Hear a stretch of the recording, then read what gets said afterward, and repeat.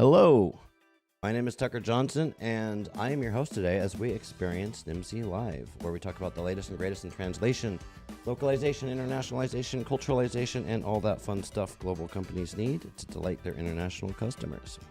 On this program, we invite guests who like to have fun and have some value to add for our audience of globalization professionals. I'm always eager to provide a platform to those with a good story or a good data set, so let us know if there are any topics you'd like covered or guests we should reach out to for future episodes. If you're not already, make sure that you are subscribed to NIMSY Insights. We are coming to you live today on LinkedIn, Facebook, X, probably a few other places, YouTube. All of our old episodes are archived over on our YouTube channel, so lots of good resources over there, as well as workshops, e-learnings. If you want to learn about the language services industry, go check out NIMSY Live and other NIMSY resources over on the NIMSY YouTube channel. So without further ado, I don't have a whole bunch of stuff I'm going to be plugging today. I want to get right into it today because we have round two. We have a treat today. Because we have two language and interpreting industry experts joining us for an Ask Me Anything. So Ask Me Anything, what that means is if you are joining us live today, then please join us in the comments. Add your questions, add your comments, add your expertise in the comments, and we'll bring those up on screen, and we will address them live as we go through this today. Also, if there are any challenges or problems that happen with the live stream, then know that we are recording this session. Last time we had a few hiccups. So we will be recording a session and posting the full session on the NIMSY LinkedIn and the NIMSY YouTube channel. So let's meet our guest today. First, we have Dipak, who is the CEO of Global Language Solutions, providing translation, interpretation, and technology services. He drives industry advances, aiding communication with limited English proficiency and deaf and hard of hearing individuals through a SaaS platform. Globo supports healthcare organizations, ensuring language access compliance and improving provider-patient communication and outcomes. We also have Ewandro, my colleague Ewandro, who is a language services executive with 30 plus years of experience. He is a former chief interpreter at the United Nations and co-founder of Kudo. Ewandro is a charismatic communicator who has interpreted for world leaders and drives innovation in live interpretation for online and hybrid meetings. Gentlemen, welcome back to the show. How are you doing today? Very well, very well. Happy to be here again. Good. And well, I'm glad we got an opportunity for round two because we had a lot of questions last time that we didn't get through all of them. And also we have some more questions. Yeah, last time it was a short program, I guess 30 minutes or so. So today we have more time. Yeah. We've got more time. Yeah, I think Dipak had to go catch a plane last time. Get home. So you're home with the kids. Hallelujah. Well, welcome. So we can really take our time today. I don't feel like I need to rush through this, but I feel introductions are done. I kind of want to get right into the questions here. We're focusing largely on the interpreting space and with the specific subcategory of how AI is changing that space, right? So last time we talked about things such as how are interpreters, or how is AI comparing to in-person interpreters as far as accuracy. We talked about some of the ethical ramifications of it. We talked about kind of the overall impact on society. And we gathered some questions today that really kind of build upon the conversation that we had last time. But I also wanted to get more specific into like what are some of the specific use cases and how can people use this looking at different areas. And the first one, because I had this come up a number of times, is the role of interpreting, specifically AI interpreting in education. I kind of want to start our conversation with that today. It's back to school season. Dipak, you're at home with your kids as well.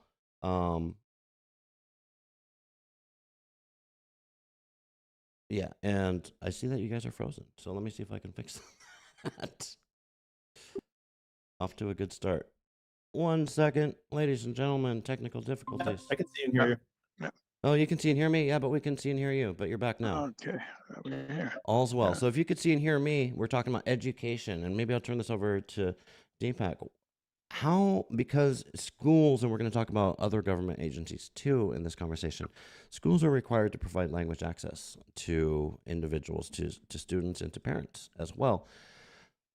What role is AI playing today? Are there already existing use cases for this? And what role does AI potentially have to really level up what the education system here in America and abroad can do for providing interpreting services? Yeah. So I mean, schools are already providing, interpretation via AI, whether they're using, Google Translate or some other type of software program to not just help the students understand what the teacher is saying if the student happens to understand a different language, but also to translate, the text into different languages. So that's already happening. I think the other interesting use case for AI is how is it going to be used in education? Not so much from an interpretation standpoint, quite honestly, it's more of how can use AI to help students better understand things. So I'm not sure if you followed this whole organization called Khan Academy, but my kids actually, use one of their apps where they have these tailored types of programs for kids, and they teach them about various things, whether it's math or reading or what have you. And they've been piloting with an AI assistant. So as my son is trying to learn something, he's actually able to interact with the AI assistant. The AI assistant is actually providing real-time feedback to him, real-time coaching. And so as you think about the role of AI in education, I think what it's going to enable teachers and schools to do is provide unique education, unique teaching in real time for students. But the whole interpretation, translation of materials and languages, that's already been happening. That's going to continue to happen. Mm-hmm. Yeah, especially for situations from an interpreting point of view, like, because we do, and I just had a discussion live a couple weeks ago about this, about language access plans and language access policies at the state level, county level, federal level, even. And schools are required, anybody receiving funds from the federal government is required to provide language access, right? Now, the caveat is there's not a lot of great regulations around that, and a lot of agencies, government agencies, aren't currently doing that.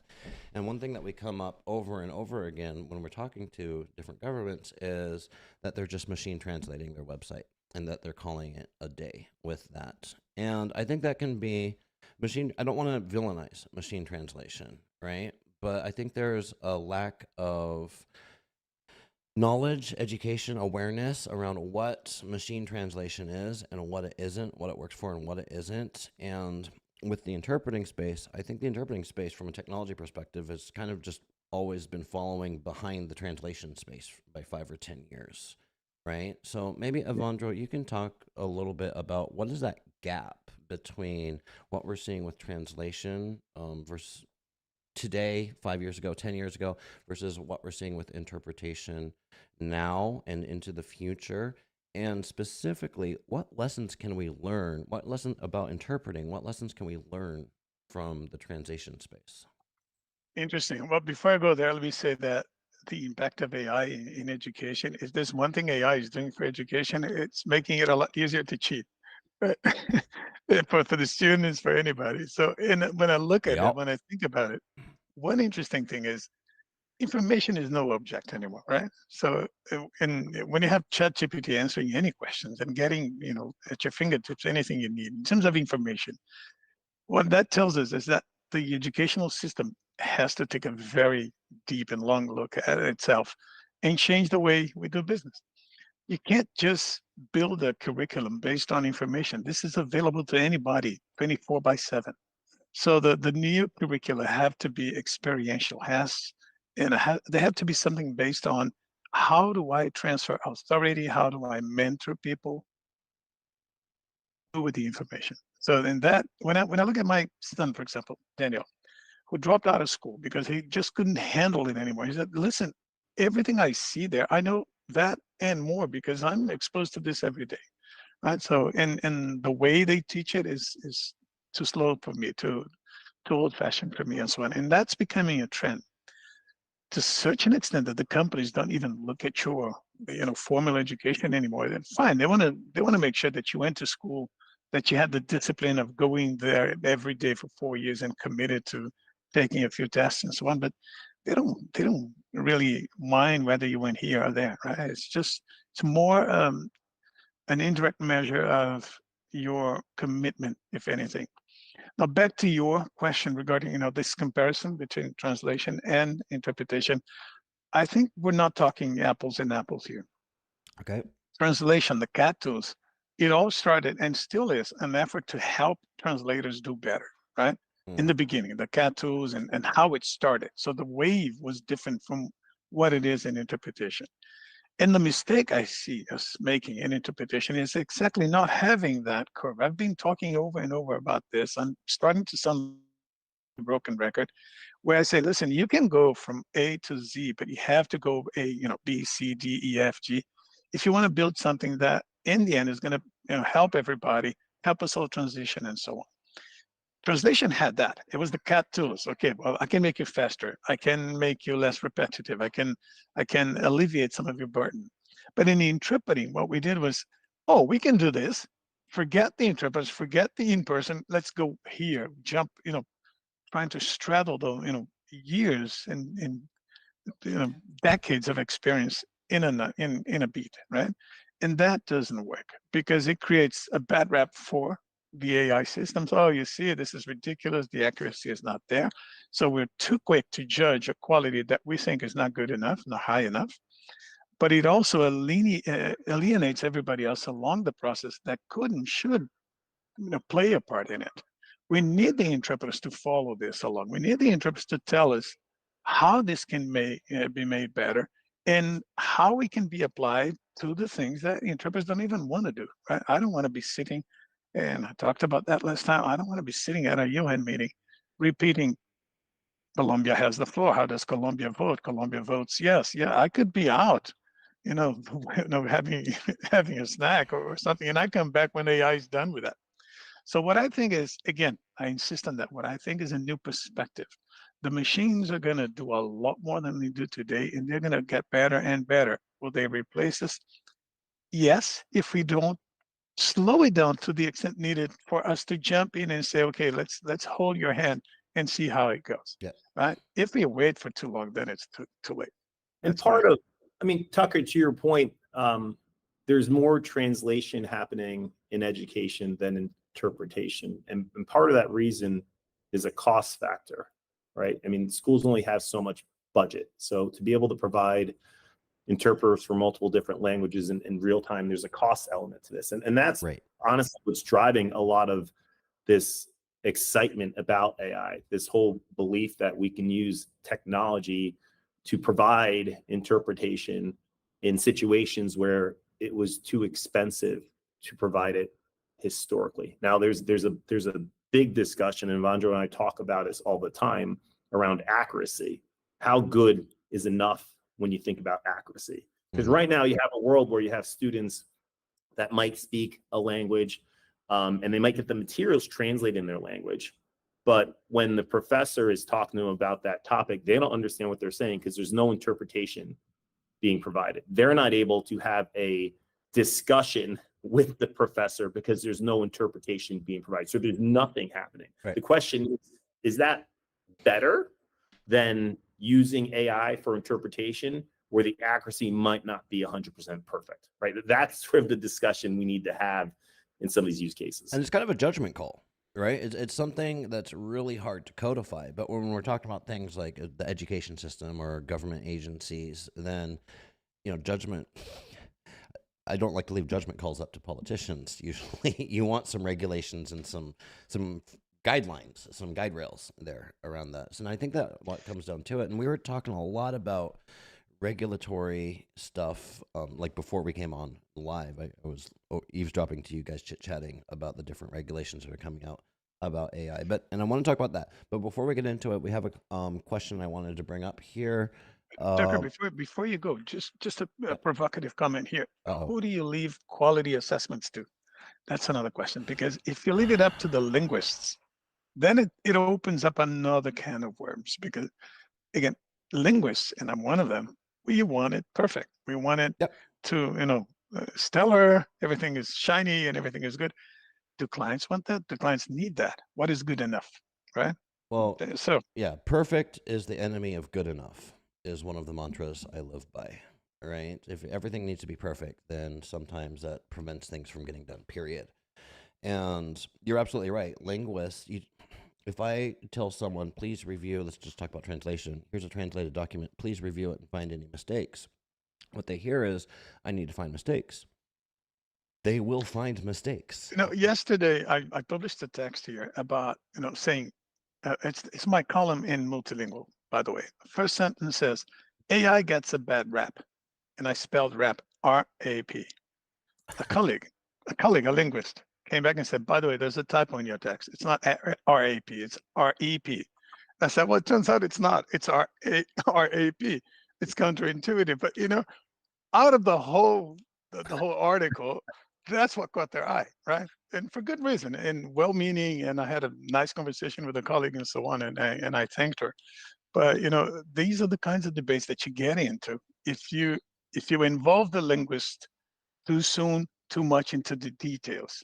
At the end of the day, this is customer driven. This is demand driven, and we gotta ask the customer, how good is good enough, right? Right. And like I said, it's a philosophical question. It's a judgment call on that. Going into the chat, a question that we see here is specifically about school systems, but I think this question could be generalized to anything, is do you get a sense of if school systems understand the privacy implications of using public AI resources for translating and interpreting with information that comes from minors, aka the students? And I think this question, replace school systems and minors with hospital systems and patients. Right? Well, I think hospital systems understands they have lawyers. They've been sued before, but maybe school systems don't. Dipak, maybe you can talk a little bit about this. I definitely think hospital systems understand the implications of data privacy.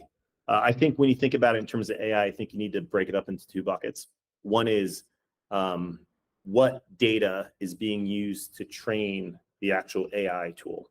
Is it data that the hospital is providing when the AI tool is providing the real-time interpretation, or is it some other data? That's sort of one element. And then the second bucket is when the AI is providing that interpretation and they're listening to what the physician or the patient is saying and they're interpreting it, what happens to that data?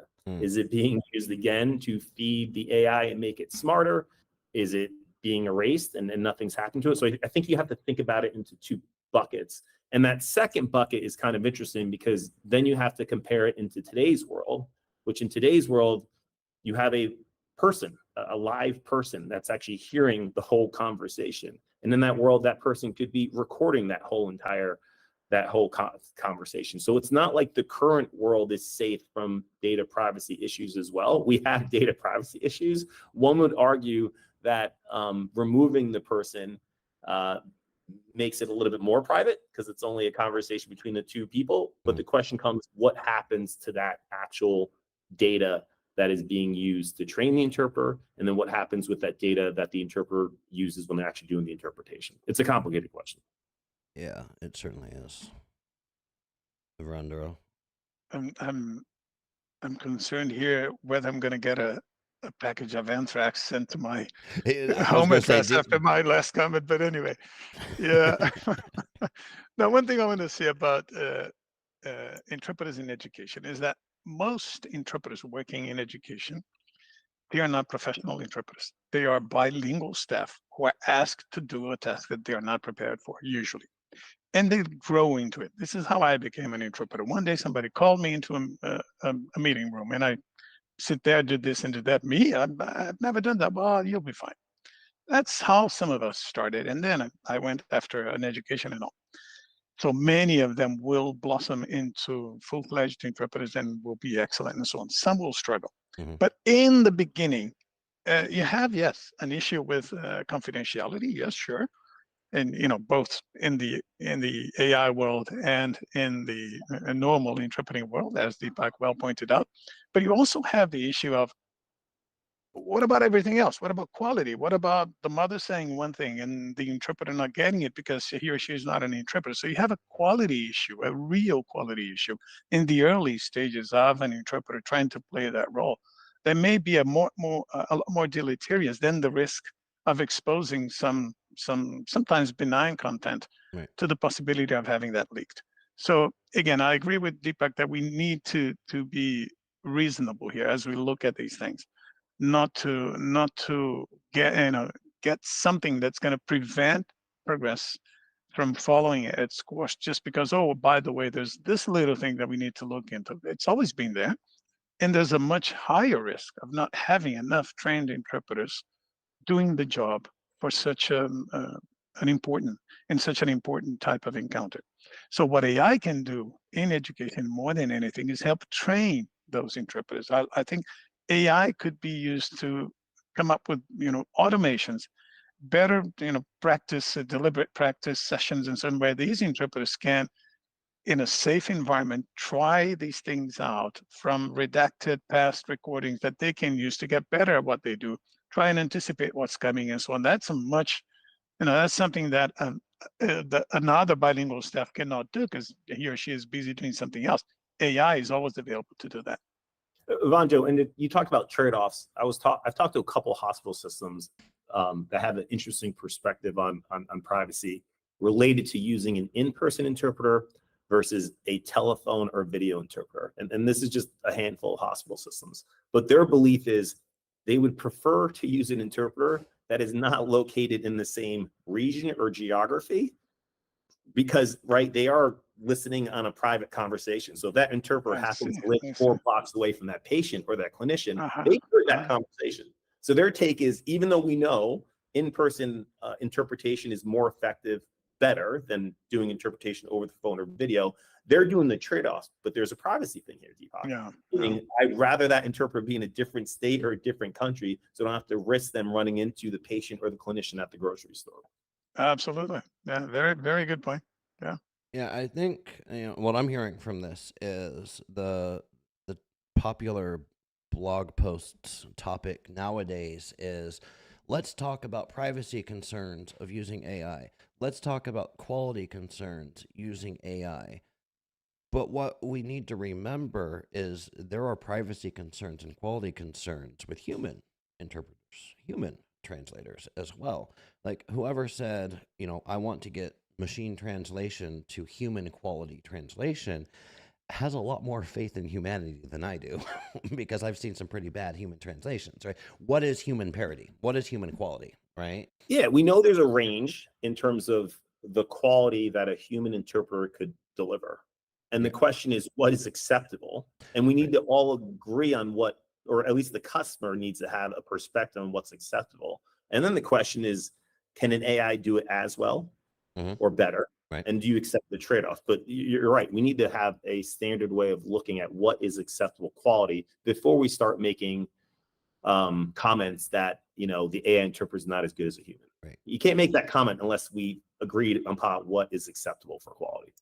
And what's acceptable might vary depending upon the context, which kind of brings us to the next question that we have here in chat here. Let me bring this up. Eliana Lobo asks, good enough is so relative, no? Good enough menu translations versus good enough medication directions are very different, as what is at risk has very different weight in this comparison. Situations where your freedom or finances are at risk, like court settings, or one's health or life is at stake, hospital settings, means guidance needs to be in place prior to implementation. Lots of spaces where AI will be a boon. I am concerned about the mad rush to implement due to cost savings before thoughtful triaging of the context that still require oversight. This is golden. This is a great comment. Thank you very much, Eliana. Very good. Very good. Yeah, and even in total agreement, Eliana. Sorry, Deepak, if I jumped the gun, maybe I cut you short. But again, my gospel: let's go slow. Let's go slow. Unless you're an interpreter, which probably means you're going too slow, right? Because you don't want to go, right? So let's go faster if you're an interpreter. But all the rest of us, let's slow down a little bit. Let's see exactly. Let's look into the triage issue. Let's see what works and what doesn't. All it takes is for micrograms to be mistaken for milligrams for you to kill somebody, right? Depending on the drug. So yes, you got to be careful. You got to have all the weights and balances, the checks and balances in place and so on. But none of that should be an excuse to, oh, because of that, you see, we can't go ahead. No. How can we go ahead in light of that, right? So that's my thinking. I completely agree. I think we need to go slow. We need to not just test it out for the main cases, but also the edge use cases. So the medication example is completely accurate. AI doesn't have common sense. So if you have an interpreter and they thought the physician might have said, 100, where in actuality, you would never take a drug 100 times, it's going to be like, well, hold on, doctor, what did you actually mean? AI would just interpret it into 100. They don't have that common sense. Now, can you build protocols into that? Yeah, you can build protocols into that, but you have to really understand what all those use cases are, what all those edge use cases are, given the fact there's so much at stake when you think about healthcare and legal and education. Yeah. And I was telling Dipak, I had an interesting experience yesterday with ChatGPT, where I asked a question, and the question came back, and it appeared to be wrong. And I said, "Are you sure this can't be?" And ChatGPT apologized. I said, "Oh, sorry about that. You're right. Yeah, this is not this. It's that." I said, "Man, this is getting really human now. A good human, by the way, right? Able to apologize. So these things are, they surprise you every day." I posted something on LinkedIn, I think a couple of days ago, where I learned from my tech team that it was like, AI can't count letters. And if you ask, it now sort of works. It depends on which LLM you use, but count the number of R's in strawberries. It was getting it incorrect. And what's interesting is this was a topic just a couple months ago, right? Last year, and still we have millions of dollars being put into the value and the things that AI can do. But there's also some basics things that AI can't do, we can solve for. It doesn't mean it can't do it in the future. If you point it out, then tomorrow it can do, right? Right, it can do it. But those edge cases are things we need to really figure out, especially, again, when we think about healthcare or legal, right? Because there could be some serious ramifications. Yeah. And well, even just talking about healthcare, right? Like, what is healthcare? There's an entire, looking at it from the user's perspective, there's an entire customer journey that they go through in the healthcare system. So if, Dipak, you're working with a healthcare client, as you do, right? And you can't give them one piece of advice. You can't consult them on one specific way to go, because there's a customer journey from marketing to scheduling a visit to the actual visit, which is what we always think about. But then there's discharge instructions, there's follow-ups, there's all of these different things, and the acceptable quality levels, the privacy concerns, all of that, it's going to be different at each stage of that customer journey. So when you're working with a client like that, like a large healthcare hospital system, for example, like, how do you talk to them about that? How do you advise them on new technologies, knowing that even within their own organization, they have different needs? So in full transparency, this thinking evolves every week. If you ask me a couple months ago in terms of, and there are hospitals interested in using AI for interpretation, my response was, you want to use it for the non-clinical, sort of simple to use administrative tasks, patient calls and needs directions, or needs to let them know that they're running late. That was like, that's where you want to use AI for interpretation. My thinking has evolved in all transparency, because it's not that the interpretation world needs to understand the implications of using AI for interpretation.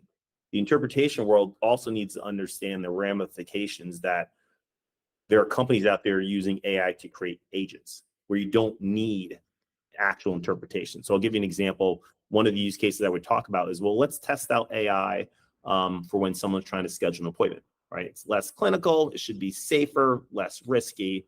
And so you can think of a world where instead of the patient having to schedule an appointment, you have a live interpreter use an AI interpreter. Well, my thinking is now you have companies actually creating agents, AI agents that take that call, that speak 15, 20 different languages, right? So if you think about AI, I think we also have to think about not just how is AI going to impact interpretation, right? Interpreters.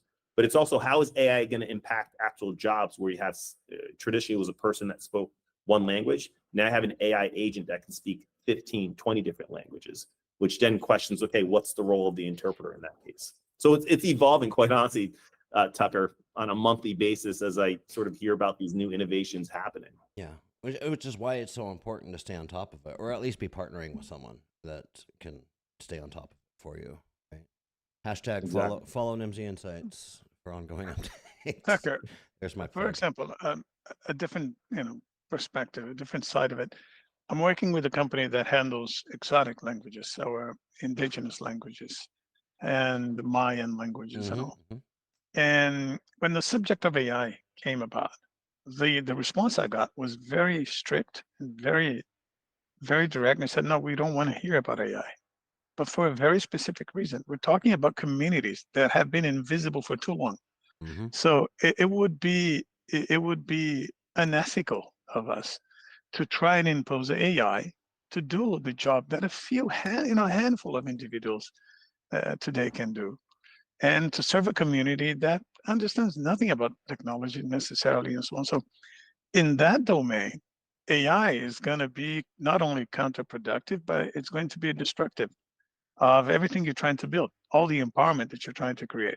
So again, it's a case by case analysis, right, Dipak? So you need to be very mindful of what the whole supply chain around you are and is, and to what extent you want to or must necessarily keep some of those places intact. Yeah. Tucker, I think the other thing is this experimentation is not just happening at a system level for hospital systems. It's not like the hospital system says, okay, we're going to pilot this for AI. I'm talking to more and more clinicians that are going rogue, that are using, just like I'm using Google Translate. Now they're using these AI apps. I was just talking to a doctor earlier this week. He's using an AI app to actually do the interpretation. And he's like, it works really well. There's no latency. He thinks it's accurate. It's hard. He doesn't speak 15 languages. That's the big thing, but it seems to actually work. I have another example where Zoom has this feature where if you're on a Zoom call, it will automatically interpret certain types of languages, and a hospital system turned it on by mistake for their clinicians. So the clinicians just started using it. And when they turned it off, there was a little bit of like, what are you doing? This is really easy. I didn't have to wait for an interpreter. I could just get it through Zoom. And so it goes back to this whole trade-off things, especially with healthcare, right? It has to be as easy as possible for the clinician to use. If not, they are going to go a little bit rogue and try and experiment with these different tools. Right. Exactly. And Ewandro, following up on your point, like working with these, because when we think of interpretation, we're thinking, 95% Spanish interpretation, so to speak, right? But like one challenge I know working with different communities is a lot of times you get in these indigenous languages that you were talking about, Ewandro, and it's just assumed that they speak Spanish. They walk into a doctor's office, the doctor just looks at them and says, okay, we need a Spanish interpreter. They don't speak Spanish. They speak an indigenous language, right? Yeah. And with these communities particularly, there is a high level of distrust, particularly of institutions, of governments. A lot of these people came from situations where government was not your friend. They didn't want to be filling out forms and getting on government lists and all of those things, and trust becomes so important. And I say that to segue into Dipak. I noticed like you were posting about this recently, the importance of trust when working with these different communities. And there was I don't know if people can see this. I'll bring it up on screen here, but there's a recent JAMA Network open survey of almost 500,000 unique participants showing an overall trust decline. You break it down by white Americans, significant decline reaching around 50%. Black Americans experienced one of the most substantial decreases, dropping from 65% to 35% during the pandemic. Hispanic Americans, 68% to 40%. And I just wanted to bring this up to kind of poke you a little bit, Dipak, on what role does language access play in building trust with these communities? What are the potential gains by providing good language access, and what are the potential risks if you don't get it right?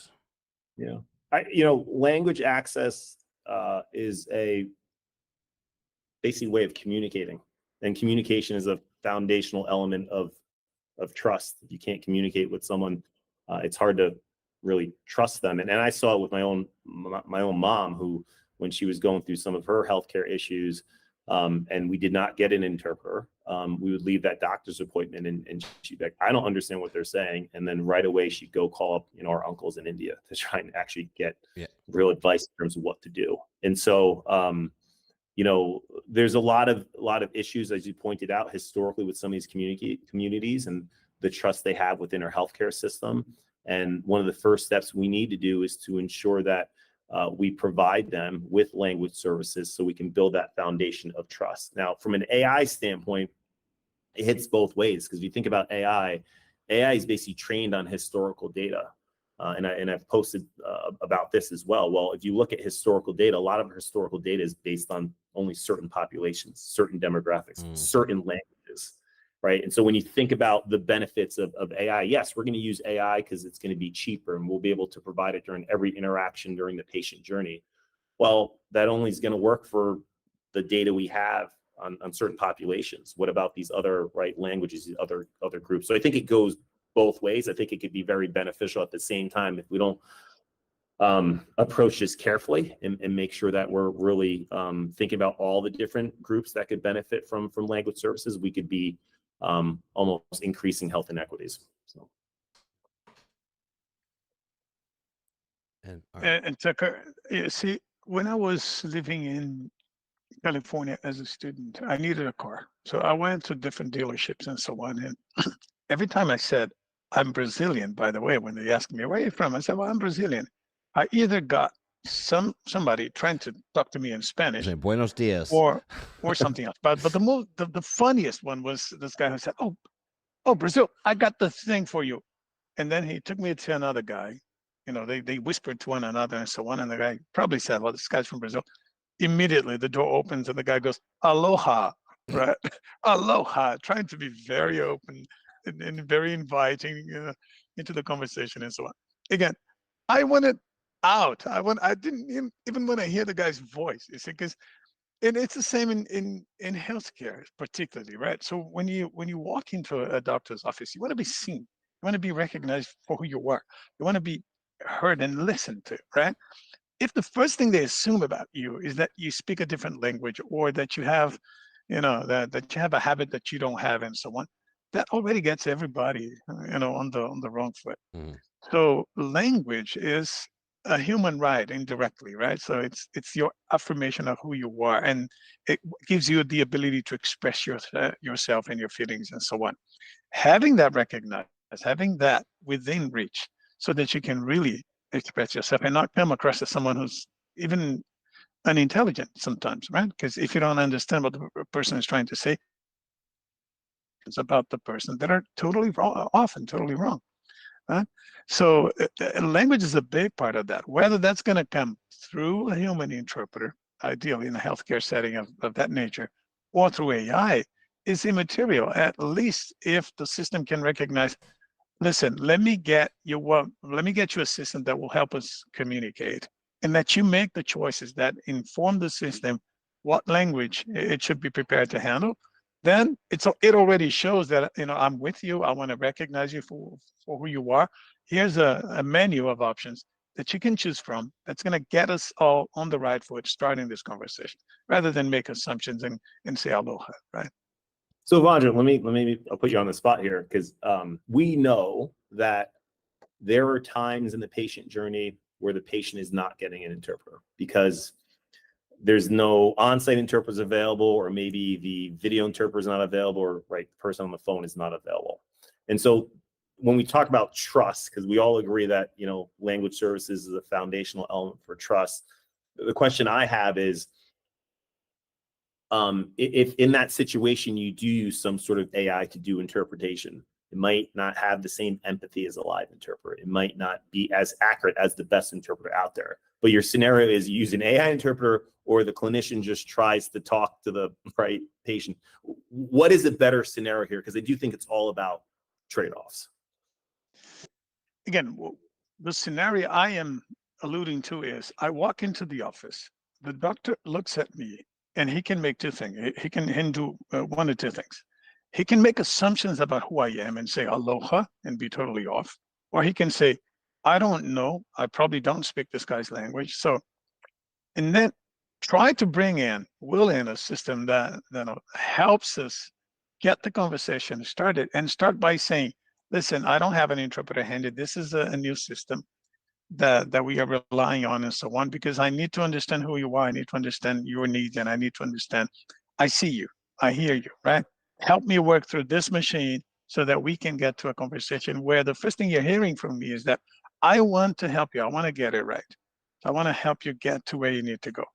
So that is better than no interpretation. That's better than just assuming that, oh, we can struggle in Spanish or French Creole and so on. It might be a broken system, but it signals that I'm trying to do the right thing at least. Also, So, moving on, I wanted to get to some other questions, and there's a comment here that I wanted to bring up. But moving on, kind of from the patient perspective, we talked about not just patient, but user, client, whoever it may be, limited English proficient person. We've talked about that. We've talked about a little bit about, from the organizational perspective, the benefits of using AI and providing interpretation, period. But let's move on towards the regulatory portion of it. There's not a lot of regulation out there because it's such new technology. And I feel that the technology is evolving so quickly, it's going to be really hard to put guardrails, to put guidelines around, like, how do we actually regulate this? And we had a comment here, I'll bring it up, if I can bring up the chat here, from Eliana again, says, I invite you all to participate and give feedback to the Safe AI Task Force. We need voices like yours to help craft common sense guidance for AI implementation in healthcare. And the AI Task Force, if those of you haven't heard of it, I'll encourage you to go check it out. It's safeaitf.org. They're doing a lot of research and work around this area, but there's also other agencies out there working around AI out there. Gentlemen, and I'll turn it over to whoever wants to jump in. What are your experiences working with regulators or following the regulatory environment? What advice would you have to them? I'll just kind of open the floor. I think, Tucker, you made this comment. It's moving so quickly. It's hard to sort of keep up with the regulations. I mean, if you look at the latest 1557, there was some language in there that talks about what can be machine translated versus what couldn't for healthcare. And then what you see now, at least in the U.S., states are taking it upon themselves to come up with their own state-by-state regulation, which is going to be really interesting, because if you support a hospital system that goes across multiple states, it's like, which state do you adhere to?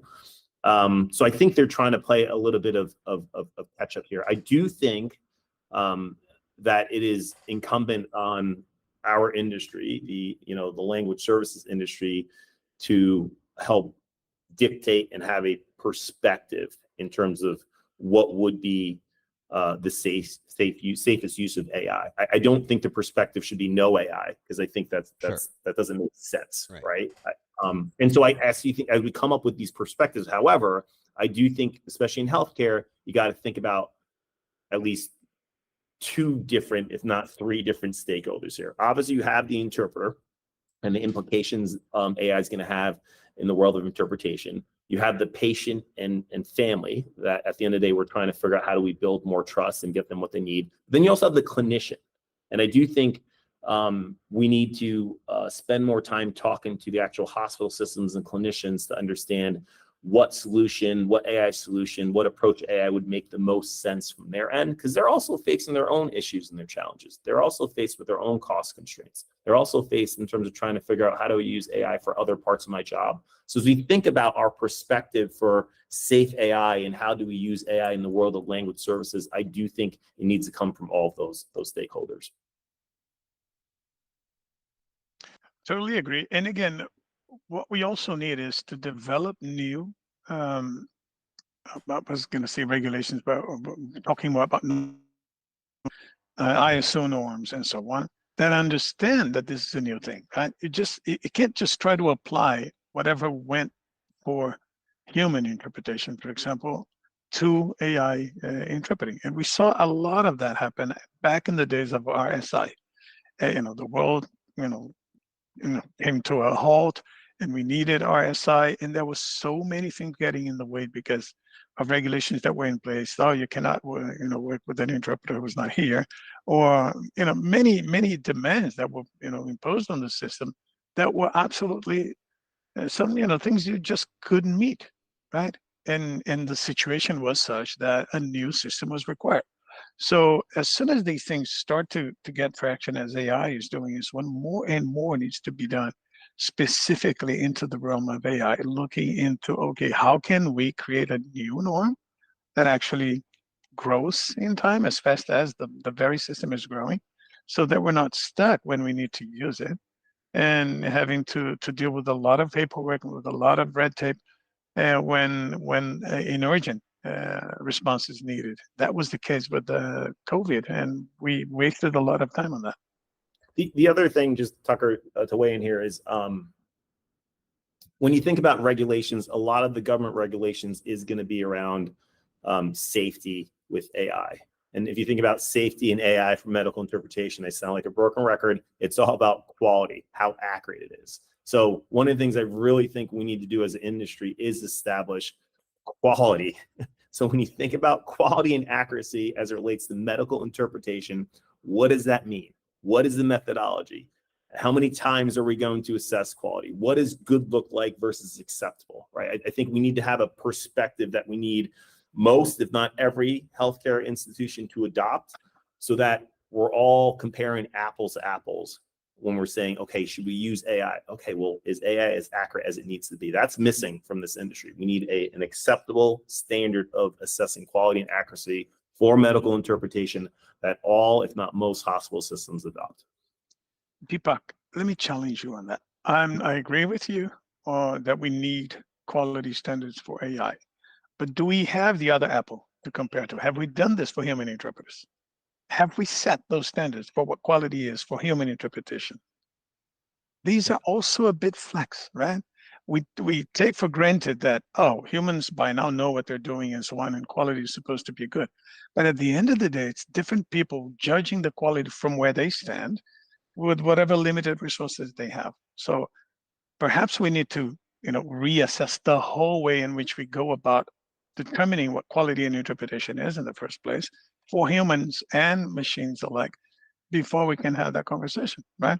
Again, I'm not disagreeing with you. I'm just extending the discussion a little bit just to get us all more, provocative, if you will. I agree. I guess the world I envision is if a hospital system is trying to make a decision on whether or not I use AI for interpretation, and one of the elements they're looking at is accuracy, there's a clear bar that AI needs to overcome in order to say, yes, it meets my bar for accuracy. And that's what seems to be missing. If you talk to 5 different hospital systems and say, okay, how do you know if the AI is going to be as accurate as a human interpreter? I think you're getting 5 different answers, if you even get 5 different answers. And so I think the role that, what a good human interpretation is, right? What good human interpreting is, right? So the benchmarks are all over the place. Yes. Yeah. It goes back to like the philosophical question of what is human parity, right? Yeah. What is human quality, right? Yeah. So we ended last. Tucker, just one more thing. It's please. almost like analog is self-driving cars. Okay. Exactly. Right? I was going to go there.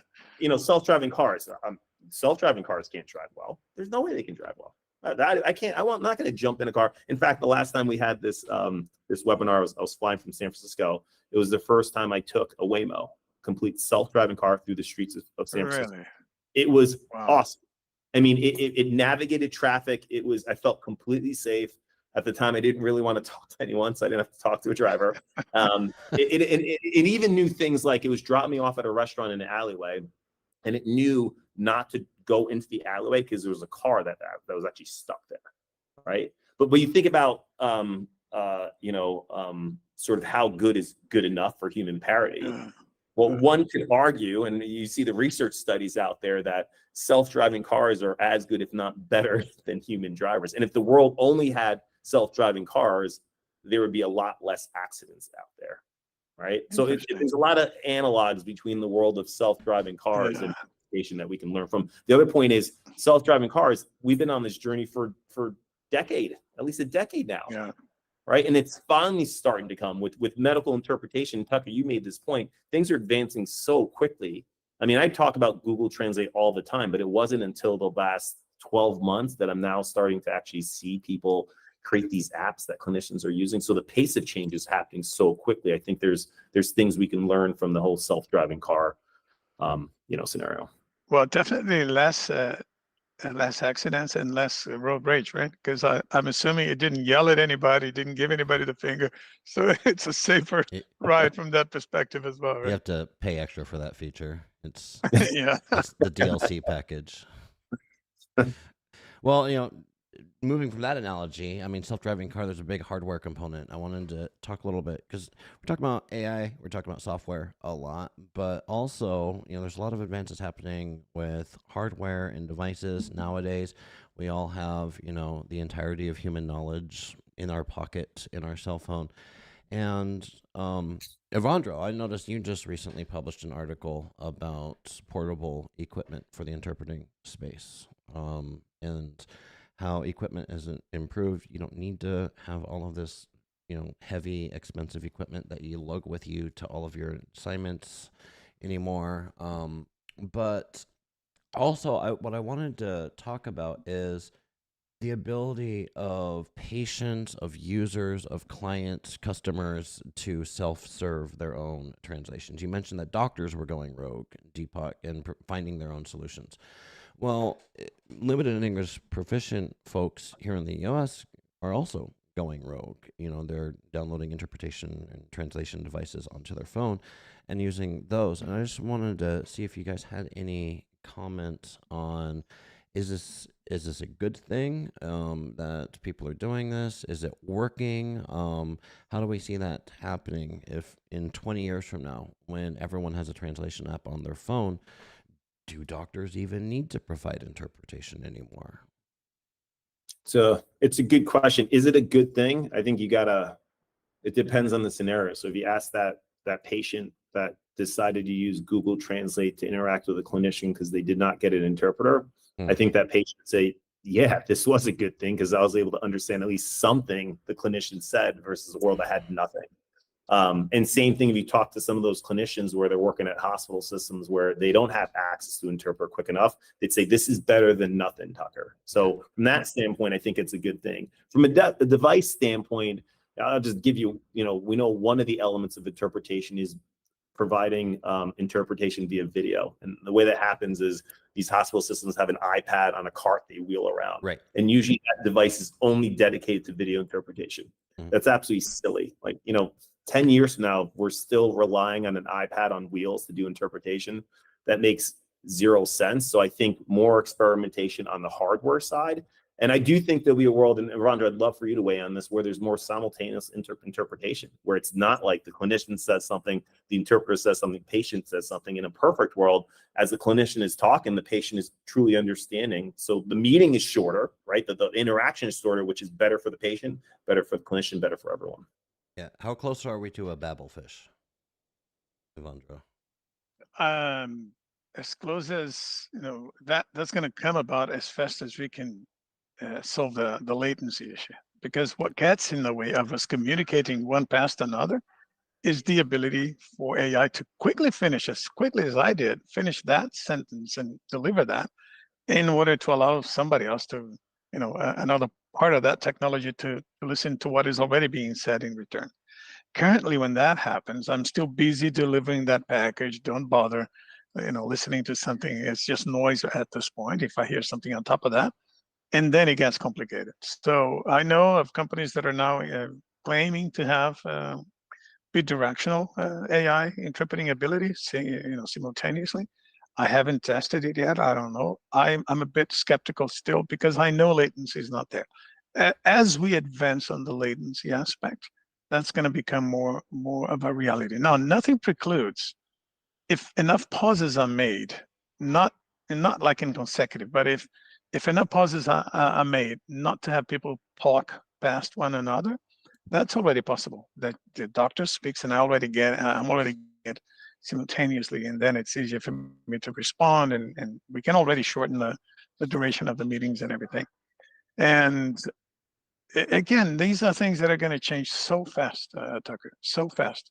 And if we meet again in 6 months from now, most of what we said today is going to be obsolete. Sure. Because those things are being solved as we speak, right? And I just said somebody's already out there trying that. Maybe it's already working, and I don't know. I haven't seen it, right? So again, it's going a lot faster than we think. And it's being solved to the extent that's actually like possible, right? Because I'm just thinking, I'm by no means identify as a linguist like you, Ewandro, but it's like I know enough German to know that, you know, a lot of times the verb comes at the end of the sentence. So how are you going to do simultaneous translation or simultaneous interpreting if you have this big run-on sentence and you don't even know what the verb is until you get to the end, right? And you have to translate that into English. You know, also humans speak differently, right? And it's just read a transcript from a meeting or from a speech, or, you know, pick your favorite celebrity, politician, or whatever. Read a transcript from that speech, and it's a completely different sentence structure. It's a completely different way of talking than if someone were to actually sit down and write it out in a certain grammar, right?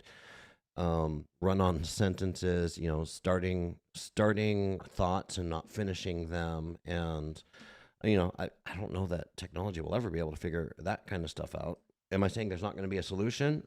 No. I mean, someone smarter than me will come up with something, but there are a lot of inherent challenges just built into the fact that languages are all different. It's complicated. I don't think anyone's going to disagree with that. I think you have to take in trade-offs. I will say we're in early innings here, right? And the NL I give us is, if you think about the internet, right? What's the internet when it was first, like Netscape was like 95 or something like that. And then at some point we had like Ask Jeeves, like years later, and then years later at Google. I mean, it took a while.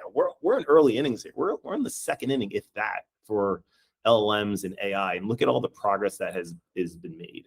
Yeah. And so I just think about all the other aspects of our life that have fundamentally changed. And I look at a year and a half ago, how the world was completely different.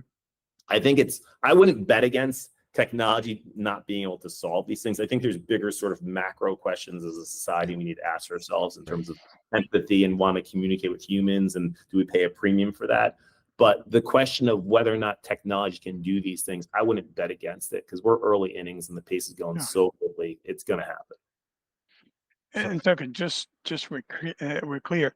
When I say latency, I don't mean the kind of 2-second delay that I'm saying something, you need to wait for the last bit of the sentence and so on. So I'm gonna slow my response a little bit, and then maybe you're gonna hear that a second later. That's okay. Human interpreters do that too. These are accommodations that are totally okay.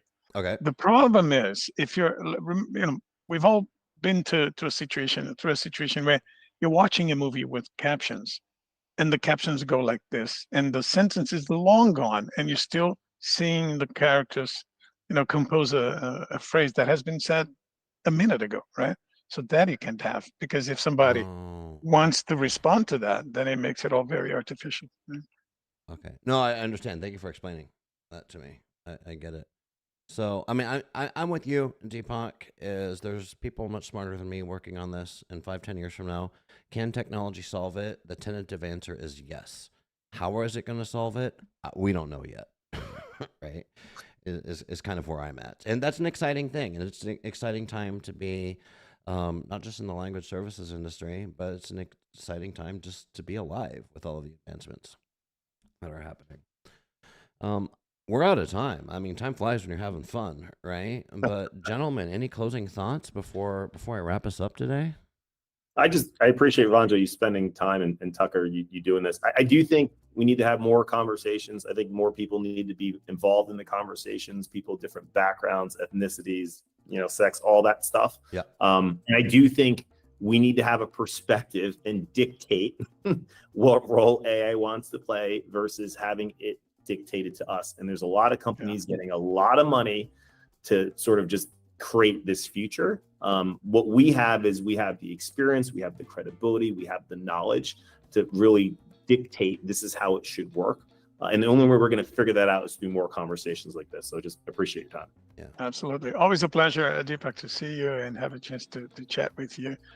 Final words are for people who don't say enough. And if there's one thing that can be said about me is that I talk too much. So I'm just going to end here and say thank you very much for having me and for the opportunity.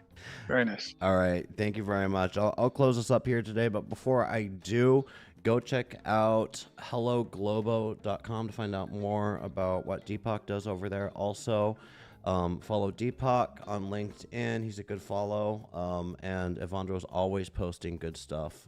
He writes lots of articles on LinkedIn. If you're not following Ewandro, make sure that you are doing that. So with that, I will take us out today. Ladies and gentlemen, chat, we are out of time today. If you enjoyed this NIMSY Live experience, and join us next time. I know Dipak is coming back. I know Ewandro's coming back. I know we want to get Gio in here. Ewandro, we were just talking about that. So we have other exciting guests that we're going to loop into the conversations. I appreciate my guest today. I appreciate all of my colleagues here at NIMSY Insights doing all the hard work so I can have these interesting conversations. And finally, I appreciate you, the audience, joining us live today. And I look forward to next time. Cheers. Thank you.